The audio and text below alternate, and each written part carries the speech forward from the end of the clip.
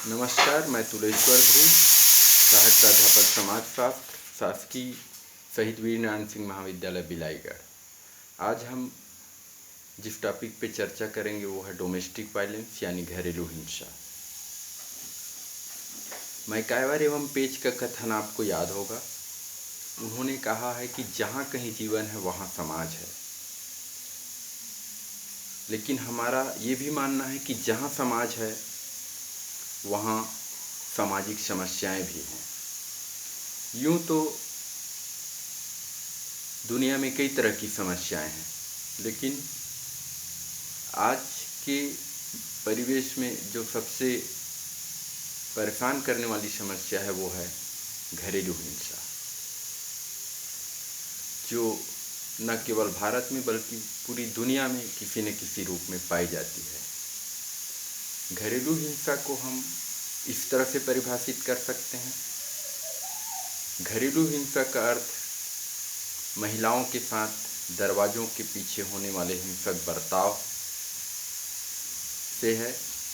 घर में महिलाओं से मारपीट, यौन उत्पीड़न, गाली गलौज करना, अनावश्यक शारीरिक उत्पीड़न करना अथवा इनमें से कोई भी अपराध करने की धमकी देना तथा दहेज की मांग पर परिजनों द्वारा उत्पीड़न आदि घरेलू हिंसा के अंतर्गत रखे जा सकते हैं।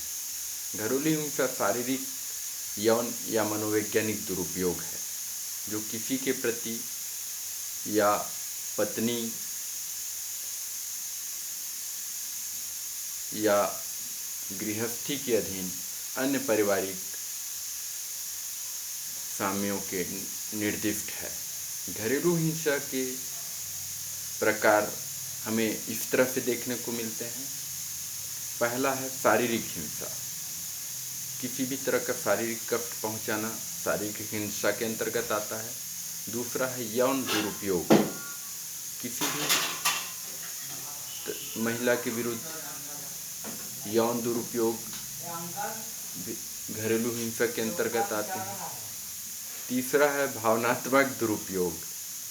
भावनात्मक रूप से परेशान करना भी घरेलू हिंसा के अंतर्गत आएगा। चौथा है आर्थिक परेशानी और पांचवा है हिंसा की धमकी देना। घरेलू हिंसा को भी हम 3 भागों में वर्गीकृत कर सकते हैं। पहला है आपराधिक हिंसा, जैसे बलात्कार, अपहरण, हत्या या अन्य किसी तरह का जघन्य अपराध करना आपराधिक हिंसा के अंतर्गत आएगा। दूसरा है घरेलू हिंसा, जैसे दहेज संबंधी मृत्यु, पत्नी को पीटना, विधवाओं के साथ लैंगिक दुर्व्यवहार करना, ये घरेलू हिंसा के अंतर्गत आएगा। और तीसरा जो इसका वर्गीकरण है वो है सामाजिक हिंसा। पत्नी या पुत्र वधू को कन्या भ्रूण हत्या के लिए बाध्य करना, संपत्ति में महिलाओं को हिस्सा देने से इनकार करना, विधवा को सती होने के लिए बाध्य करना, बहू को अधिक दहेज लाने के लिए बाध्य करना भी इसके अंतर्गत आता है। अब हम देखते हैं घरेलू हिंसा के क्या कारण है। तो पहला कारण तो पुरुष प्रधान समाज है, जिसमें पुरुष अपने आप को श्रेष्ठ समझते हैं और अपने श्रेष्ठता और पुरुषत्व को साबित करने के लिए महिलाओं पर अत्याचार करते हैं। दूसरा है स्त्रियों का पुरुषों पर आर्थिक निर्भरता। आज भी हमारे समाज में महिलाएं आर्थिक रूप से सक्षम नहीं हैं। वे अपने भरण पोषण या जीवन निर्वहन के लिए पुरुषों पर निर्भर हैं। इसलिए भी समाज में घरेलू हिंसा देखने को मिलती है। तीसरा है महिलाओं का अशिक्षित होना। महिलाओं की साक्षरता दर बहुत कम है और खासकर ग्रामीण क्षेत्रों में तो स्थिति और भी चिंताजनक है। ग्रामीण क्षेत्रों में महिलाएं किसी भी प्रकार के अपने अधिकार या कानून की जानकारी नहीं रखती हैं, इसलिए घरेलू हिंसा के शिकार होती हैं। चौथा कारण है महिलाओं के प्रति द्वेष। पुरुष समाज में कई पुरुष ऐसे होते हैं जो बचपन से ही उनके मन में महिलाओं के प्रति विद्वेष रहता है और उसी विद्वेष को वो समय आने पर एक हिंसा के रूप में निकालते हैं। पांचवा है सामाजिक कुप्रथाएं। समाज में आज भी कई तरह की कुप्रथाएं हैं, जैसे बाल विवाह, पर्दा प्रथा, दहेज प्रथा। इन सब कुप्रथाओं के कारण महिलाएं घरेलू हिंसा के शिकार होती हैं। और छठवां जो कारण हो है पीड़ित द्वारा भड़काना।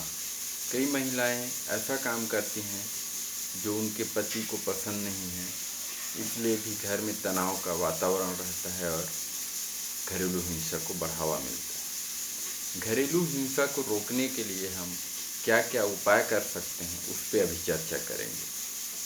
तो पहला उपाय तो ये है कि आश्रय की व्यवस्था होनी चाहिए महिलाओं के लिए। अगर कोई महिला पीड़ित है या घरेलू हिंसा की शिकार है और घर से निकल रही है, तो उनके रहने के लिए सामाजिक संगठनों द्वारा या सरकार द्वारा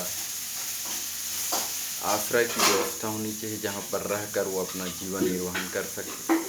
दूसरा, रोजगार की व्यवस्था होनी चाहिए। पुरुषों पर आर्थिक निर्भरता के कारण भी महिलाएं हिंसा को स्वीकार करती हैं या उसका सामना करती हैं। ऐसे महिलाओं के लिए सरकार द्वारा रोजगार की व्यवस्था करनी चाहिए, ताकि वो रोजगार के द्वारा अपने जीवन निर्वहन कर सके। स्त्री शिक्षा को बढ़ावा देना भी एक बेहतर उपाय हो सकता है। महिलाओं को शिक्षित करना चाहिए, उनको नए कानून या अपने अधिकारों के बारे में जागरूक करना चाहिए, जानकारी देना चाहिए, ताकि वो इस हिंसा के विरुद्ध आवाज़ उठा सके।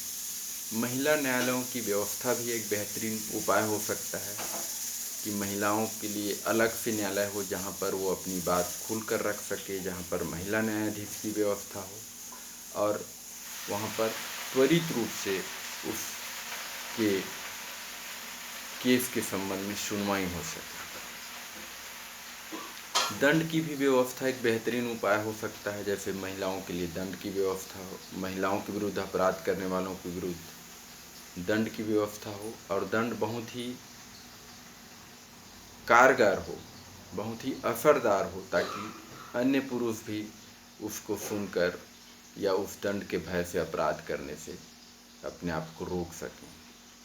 महिला संगठनों का निर्माण भी एक बेहतर उपाय हो सकता है कि समाज में महिलाओं द्वारा एक संगठन बनाना चाहिए, जहां पर वो किसी अन्य पीड़ित महिला के बारे में जानकारी एकत्रित करें, उसकी आवाज़ उठा सके और उसके साथ मिलकर न्यायालय या कानून की दरवाज़ा खटखटा सकें। और उससे भी इम्पॉर्टेंट है कि समाज में एक वैचारिक परिवर्तन लाना चाहिए। हमारे समाज में लोगों की मानसिकता है कि पुरुष श्रेष्ठ हैं, महिला श्रेष्ठ नहीं है। तो इस संबंध में भी वैचारिक परिवर्तन होना चाहिए। कई बार माता पिता भी महिलाओं को शादी के बाद हिंसा होते हुए जानते हुए भी अपने घर नहीं लाते। वो यही सोचते हैं कि सामाजिक निंदा या भय से वो उसको ससुराल में ही रहने के लिए मजबूर करते हैं। तो ये सब उपाय जो है बहुत ही कारगर हो सकता है। इसके अलावा जो तत्कालीन यूपीए सरकार के द्वारा 2005 में घरेलू हिंसा अधिनियम 2005 लाया गया था, जो कि अक्टूबर 2006 से पूरे देश में लागू है। इसको भी प्रचार प्रसार इसका करना चाहिए, ताकि इस कानून में जो प्रावधान रखे गए हैं महिलाओं की सुरक्षा के लिए उस पर अमल किया जा सके। जय हिंद।